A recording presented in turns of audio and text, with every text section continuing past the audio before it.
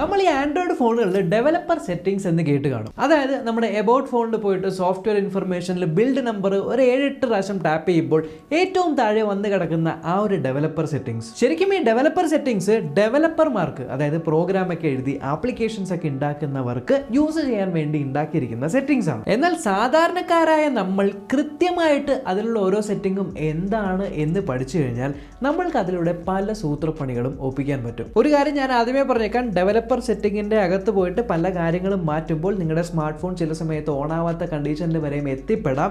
So അറിയാത്ത കാര്യങ്ങളൊന്നും പോയിട്ട് നിങ്ങൾ തലയിടാൻ നിൽക്കരുത്. ഈ വീഡിയോയിൽ ഞാൻ നിങ്ങൾക്ക് 15 ട്രിക്കുകൾ പറഞ്ഞുതരാം. ഈ 15 എണ്ണവും സേഫ് ആയിട്ടുള്ള ട്രിക്കുകളാണ്. ഇത് നിങ്ങളുടെ സ്മാർട്ട് ഫോണിന്റെ എക്സ്പീരിയൻസ് തന്നെ മാറ്റും. നിങ്ങൾ സ്മാർട്ട് ഫോൺ യൂസ് ചെയ്യുന്ന സമയത്ത് ചില സമയങ്ങളിൽ നമ്മുടെ സ്ക്രീൻ എപ്പോഴും ഓൺ ആയിരുന്നിരുന്നെങ്കിൽ എന്നുള്ള കണ്ടീഷൻസ് വരാം. അപ്പോൾ നമ്മൾ എന്ത് ചെയ്യും? നമ്മൾ സെറ്റിംഗിൽ പോയിട്ട് സ്ലീപ്പ് ഓഫ് ആക്കി ഇടാറുണ്ട്. പക്ഷെ അങ്ങനെ ചെയ്യുമ്പോൾ എന്ത് പറ്റും? ബാറ്ററി, അതായത് നമ്മൾ ഫോൺ ചാർജ് ചെയ്യാത്ത സമയത്തും എപ്പോഴും ഫുൾ ടൈം സ്ക്രീൻ ഓൺ ആയിരിക്കും, ചാർജ് ചെയ്യുമ്പോഴും ഫുൾ ടൈം ഓൺ ആയിരിക്കും. എന്നാൽ ഫോൺ ചാർജ് ചെയ്യുന്ന സമയം മാത്രം ഓൺ ആയിരിക്കണം എന്നുണ്ടെങ്കിൽ സ്റ്റേ എവേക്ക് എന്ന് പറഞ്ഞ ഓപ്ഷൻ ഓൺ ആക്കി ഇട്ടാൽ മതി. എനിക്ക് ഇൻസ്റ്റാഗ്രാമിൽ വരുന്ന മെസ്സേജുകളിൽ ഭൂരിഭാഗം മെസ്സേജും വരുന്നത്, ചേട്ടാ എൻ്റെ ഫോൺ ഹാക്ക് ആയോ എന്നൊരു ഡൗട്ട് ഉണ്ട്, ആരെങ്കിലും എൻ്റെ ഫോൺ സ്പൈ ചെയ്യുന്നുണ്ടോ എന്ന ഡൗട്ട് ഉണ്ട്, ബാക്ക്ഗ്രൗണ്ടിൽ എന്തെങ്കിലും ഓടുന്നു എന്ന് ഡൗട്ട് ഉണ്ട് എന്നുണ്ടെങ്കിൽ ഡെവലപ്പർ സെറ്റിംഗ്സിനകത്ത് റണ്ണിങ് സർവീസസ് എന്ന് പറഞ്ഞ ഓപ്ഷൻ നോക്കിക്കഴിഞ്ഞാൽ അവിടെ കൃത്യമായിട്ട് നിങ്ങളുടെ സ്മാർട്ട് ഫോണിൽ എന്തൊക്കെയാണ് ഇപ്പോൾ ഓടുന്നത്, ഒരു വിൻഡോസ് കമ്പ്യൂട്ടറിൽ ടാസ്ക് മാനേജർ എന്താണോ ചെയ്യുന്നത് അതുപോലെ കൃത്യമായിട്ട് ഓരോരോ ആപ്ലിക്കേഷനും ഓടുന്നുണ്ടോ, എത്ര മെമ്മറിയാണ് കൺസ്യൂം ചെയ്യുന്നത്, ബാക്ക്ഗ്രൗണ്ടിലാണോ ഓടുന്നത്, എത്ര റാം ആണ് എടുക്കുന്നത്, എത്ര റാം ഫ്രീ ഉണ്ട്, ഇനി എന്തെങ്കിലും ഒരു ആപ്ലിക്കേഷൻ സ്റ്റോപ്പ് ചെയ്യണമെങ്കിൽ അവിടെ നിന്ന് തന്നെ കണ്ടുപിടിച്ച് സ്റ്റോപ്പ് ചെയ്യാനായിട്ടും പറ്റും. നിങ്ങൾക്കൊരു സിറ്റുവേഷൻ തരാം. നിങ്ങൾ സ്മാർട്ട് ഫോൺ ഉപയോഗിച്ചുകൊണ്ട് റോട്ടിലൂടെ നടന്നുകൊണ്ടിരിക്കുകയാണ്, പെട്ടെന്ന് അറിയാതെ കയ്യിൽ നിന്നും ഫോൺ സ്ലിപ്പായി സ്ക്രീൻ അടിച്ച് താഴെ വീണു. എടുത്തു നോക്കിയപ്പോൾ സ്ക്രീൻ ഓൺ ആവുന്നില്ല, ടച്ച് വർക്ക് ചെയ്യുന്നില്ല. ഈ ഒരു സിറ്റുവേഷനിൽ നിങ്ങൾക്ക് നിങ്ങളുടെ സ്മാർട്ട് ഫോണിലെ ഫോട്ടോസ്, വീഡിയോസ്, ഫയൽസ് എല്ലാം ഒരു കമ്പ്യൂട്ടറിൽ കയറ്റണമെങ്കിൽ നിങ്ങൾ USB കുത്തി അതിലേക്ക് കുത്തി ഫിംഗർ പ്രിൻ്റ് ഒക്കെ വെച്ച് അൺലോക്ക് ചെയ്ത് കഴിഞ്ഞാലും ചിലപ്പോൾ നിങ്ങളുടെ ഫോണിലുള്ള സാധനം വരില്ല. ഒരു പോപ്പപ്പ് വരും. അവിടെ വന്നിട്ട് നിങ്ങൾ ഫയൽ ട്രാൻസ്ഫർ എന്ന് കൊടുത്താൽ മാത്രമേ ആ ഒരു കമ്പ്യൂട്ടറിൽ ഇതിൻ്റെ ഫയൽസ് കാണിക്കുള്ളൂ. പക്ഷേ ടാപ്പ് ചെയ്യാനായിട്ട് സ്ക്രീനും കാണുന്നില്ല, ടച്ചും വർക്ക് ചെയ്യുന്നില്ല. സോ നിങ്ങൾക്ക് ചെയ്യാൻ പറ്റുന്ന ഒരു എളുപ്പ പണി എന്ന് പറയുന്നത് ഇപ്പോഴേ പോയിട്ട് ഡെവലപ്പർ സെറ്റിംഗിൽ ഡീഫോൾട്ട് USB എന്ന് പറഞ്ഞ ഓപ്ഷൻ സെലക്ട് ചെയ്തിട്ട് അവിടെ ട്രാൻസ്ഫർ ഫയൽസ് അല്ലെങ്കിൽ ഫയൽ ട്രാൻസ്ഫർ എന്ന് പറഞ്ഞ സാധനം ഓണാക്കി ഇട്ടാൽ എപ്പോൾ നിങ്ങളുടെ സ്മാർട്ട് ഫോൺ USB വഴി കുത്തുമ്പോഴും ഫയൽ ട്രാൻസ്ഫർ മോഡിൽ തന്നെയായിരിക്കും ഇരിക്കുന്നത്. സോ ഇത്തരത്തിൽ എന്തെങ്കിലും സംഭവിച്ചാൽ നിങ്ങളുടെ ഡേറ്റ എല്ലാം സുഖമായിട്ട് ട്രാൻസ്ഫർ ചെയ്ത് വെക്കാനായിട്ട് പറ്റും. ഒട്ടുമിക്ക എല്ലാ ബഡ്ജറ്റ് സ്മാർട്ട് ഫോണുകളിലും നമ്മൾ കണ്ടുവരുന്നൊരു പ്രശ്നമാണ് ബ്ലോട്ട് വെയറുകൾ. അതായത് അനാവശ്യമായ ആപ്ലിക്കേഷൻസ് ഫോണിനകത്ത് കുത്തി നിറച്ച് തരും. അതിൽ പലപ്പോഴും പല ആപ്ലിക്കേഷൻ നമുക്ക് അൺഇൻസ്റ്റാൾ ചെയ്ത് കളയാനായിട്ട് പറ്റില്ല. സോ ഡെവലപ്പർ ഓപ്ഷൻസിൽ പോയിട്ട് നിങ്ങൾ USB ഡീബഗിംഗ് എന്ന് പറഞ്ഞ സാധനം ഓണാക്കി ഇട്ട് കഴിഞ്ഞാൽ അതിലൂടെ നിങ്ങളുടെ കമ്പ്യൂട്ടറിൽ നിങ്ങളുടെ സ്മാർട്ട് ഫോൺ കണക്ട് ചെയ്ത് ചില ADB കമാൻഡുകൾ ഉപയോഗിച്ച് നിങ്ങൾക്ക് സ്മാർട്ട് ഫോണിനകത്തേക്ക് ആപ്ലിക്കേഷൻ ഇൻസ്റ്റാൾ ചെയ്യാം. ഓൾറെഡി അതിനകത്തുള്ള ആപ്ലിക്കേഷൻസ് അൺഇൻസ്റ്റാൾ ഒക്കെ ചെയ്യാനായിട്ട് പറ്റും. കൂടാതെ പല തക്കിടതരിയുടെ പരിപാടികൾ നിങ്ങൾക്ക് കമ്പ്യൂട്ടറിലൂടെ ഫോൺ കൺട്രോൾ ചെയ്യുന്ന രീതിക്കൊക്കെ ചെയ്യാനായിട്ട് USB ഡീബഗിംഗ് യൂസ് ചെയ്യാം. ചിലപ്പോൾ ചില സമയത്ത് ആൻഡ്രോയിഡിൻ്റെ ഡെവലപ്പേഴ്സ് ആൻഡ്രോയിഡിൽ പുതിയ പുതിയ ഫീച്ചേഴ്സ് കൊണ്ടുവരാനായിട്ട് നോക്കും. എന്നാൽ എല്ലാ ഫീച്ചേഴ്സും നിങ്ങളുടെ ആൻഡ്രോയിഡ് അപ്ഡേറ്റ് ചെയ്യുമ്പോൾ അതിനകത്ത് കിട്ടണമെന്നില്ല. ചിലത് എക്സ്പെരിമെൻ്റൽ ഫീച്ചർ ആയിരിക്കും, അതായത് മുഴുവനും കംപ്ലീറ്റ് ആയിട്ടില്ല, എന്നാൽ ഇങ്ങനൊരു ഫീച്ചർ നമ്മുടെ മനസ്സിലുണ്ട് എന്നുള്ള എക്സ്പെരിമെൻ്റൽ ഫീച്ചേഴ്സ്. സോ ഡെവലപ്പർ സെറ്റിംഗ്സിനകത്ത് പോയി കഴിഞ്ഞാൽ ഫീച്ചർ ഫ്ലാഗ്സ് എന്ന് പറഞ്ഞൊരു ഓപ്ഷൻ ഉണ്ടാവും. ആ ഒരു ഫീച്ചർ ഫ്ലാഗ് ഓപ്ഷൻ ഓപ്പൺ ആക്കി കഴിഞ്ഞാൽ അതിനകത്ത് നിങ്ങളുടെ സ്മാർട്ട് ഫോൺ മാനുഫാക്ചർ ചെയ്തിരിക്കുന്നവർ ആൻഡ്രോയിഡ് ഡെവലപ്പ് ചെയ്ത് അല്ലെങ്കിൽ ആൻഡ്രോയിഡ് കസ്റ്റമൈസ് ചെയ്യുമ്പോൾ ഇനി എന്തെങ്കിലും ചെയ്യാൻ പ്ലാൻ ഉണ്ടെങ്കിൽ, എന്തെങ്കിലും ഫീച്ചറൊക്കെ ഉണ്ടെങ്കിൽ അതിനകത്തായിരിക്കും ഏറ്റവും ആദ്യം കാണുന്നത്. അതിലൂടെ നിങ്ങൾക്ക് വേണമെങ്കിൽ ടെസ്റ്റ് ചെയ്യാം. പക്ഷേ എക്സ്പെരിമെൻ്റലാണ്, പല ബഗ്ഗും ഗ്ലിച്ചുകളും ഉണ്ടാവും. So use at your own risk. നിങ്ങളുടെ സ്മാർട്ട് ഫോണിൻ്റെ അകത്ത് 120 ഹെർട്സിൻ്റെ റിഫ്രഷ് റേറ്റ് ഉണ്ടാവും. നിങ്ങളുടെ സ്മാർട്ട് ഫോണിൽ 90 ഹെർട്സിൻ്റെ റിഫ്രഷ് റേറ്റ് ഉണ്ടാവും. ചിലപ്പോൾ നിങ്ങളുടെ സ്മാർട്ട് ഫോണിൽ വേരിയബിൾ ആയിരിക്കും, അതായത് 60 മുതൽ 120 വരെ ആകും എന്നൊക്കെ എഴുതിയത് കാണാം. നമ്മൾ സെറ്റിംഗ്സിൽ പോയിട്ട് ഡിസ്പ്ലേ സെറ്റിംഗിനകത്ത് 120 ഒക്കെ സെറ്റ് ചെയ്യുമെങ്കിലും ആക്ച്വലി എല്ലാ സമയത്തും 120 തന്നെയാണോ, നമ്മളെ പറ്റിക്കുവാണോ എന്നറിയാനായിട്ട് ഡെവലപ്പർ സെറ്റിംഗ്സിനകത്ത് തന്നെ ഷോ റിഫ്രഷ് റേറ്റ് ഓൺ ആക്കിയിട്ട് കഴിഞ്ഞാൽ നിങ്ങൾക്ക് സൈഡിൽ നിങ്ങളുടെ സ്ക്രീനിൻ്റെ റിഫ്രഷ് റേറ്റ് എത്രയാണ്, അല്ലെങ്കിൽ നിങ്ങളിപ്പോൾ യൂസ് ചെയ്യുന്ന സമയത്ത് എത്രയാണ് റിഫ്രഷ് റേറ്റ് എന്ന് റിയൽ ടൈമിൽ കാണാൻ പറ്റും.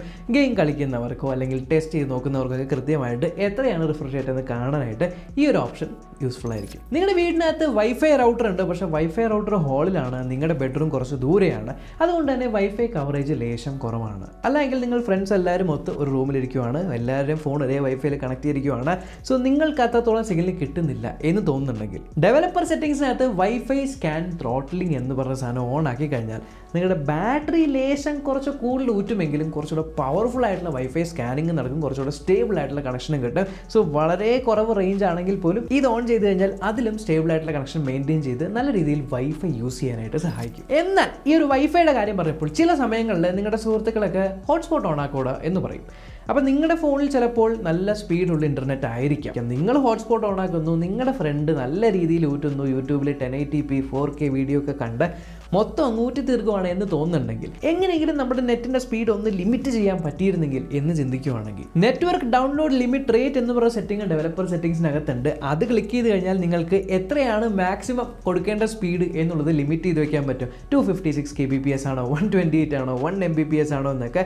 സോ അത് ഓൺ ആക്കി കഴിഞ്ഞിട്ട് പിന്നെ ഹോട്ട്സ്പോട്ട് ഓണാക്കി നെറ്റൊക്കെ കൊടുക്കുമ്പോൾ നിങ്ങളുടെ സുഹൃത്തിന് ആ പറഞ്ഞ സ്പീഡിൽ കൂടുതൽ യൂസ് ചെയ്യാനായിട്ട് പറ്റില്ല. സോ കുറച്ച് ഊറ്റൽ കുറയ്ക്കാം. ചില ആൻഡ്രോയിഡ് ഫോണുകളിൽ നമ്മൾ സ്ക്രീൻ റെക്കോർഡ് ചെയ്യുന്ന സമയത്ത് ഇപ്പം നമ്മൾ ആർക്കെങ്കിലും ഇങ്ങനെ ചെയ്യൂ എന്നൊക്കെ നമ്മൾ പറഞ്ഞു കൊടുക്കുകയാണ്, മുതിർന്നവർക്കൊക്കെ ആണെങ്കിൽ നമ്മൾ സ്ക്രീൻ റെക്കോർഡ് ചെയ്യുമ്പോൾ ഒരു ടാപ്പ് ചെയ്യുന്ന ആ ഒരു പോയിന്റ് ഒന്നും കാണില്ല.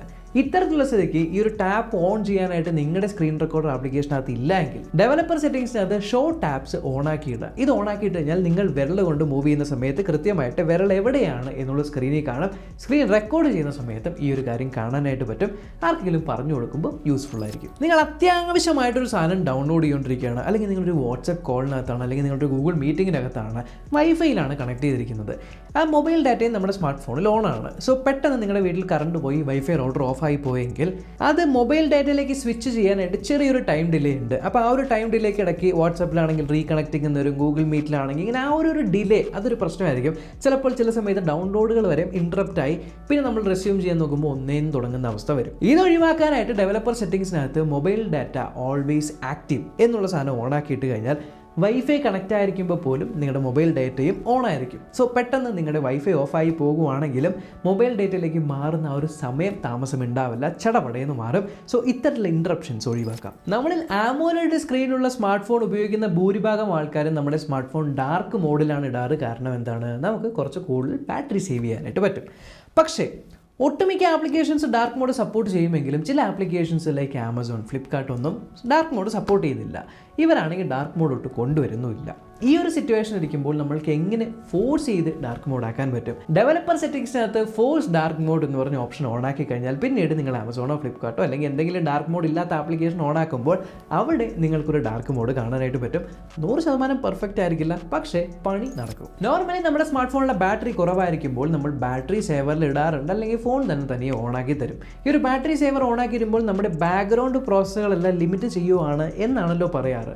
എന്നാൽ ബാറ്ററി സേവറിനേക്കാളും കുറച്ചുകൂടി കൂടുതൽ രീതിയിൽ ബാറ്ററി സേവ് ചെയ്യണമെങ്കിൽ ഡെവലപ്പർ സെറ്റിംഗ്സിനകത്തുള്ള ഡോണ്ട് കീപ്പ് ആക്ടിവിറ്റീസ് എന്ന് പറയുന്ന സാധനം ഓണാക്കി ഇട്ട് കഴിഞ്ഞാൽ നിങ്ങളൊരു ആപ്ലിക്കേഷൻ ഓപ്പൺ ചെയ്യുമ്പോൾ മാത്രമായിരിക്കും അത് വർക്ക് ചെയ്യുന്നത്. നിങ്ങൾ ആപ്ലിക്കേഷനിൽ നിന്ന് ലീവ് ചെയ്ത ആ ഒരു സമയം തന്നെ ആ ഒരു ആക്ടിവിറ്റി ഡിസ്ട്രോയ് ആവും. ബാക്ക്ഗ്രൗണ്ടിലും ഓടില്ല, ഫ്രണ്ടിലും ഓടില്ല. സോ നല്ല രീതിയിൽ ബാറ്ററി സേവ് ചെയ്യാനായിട്ട് പറ്റും.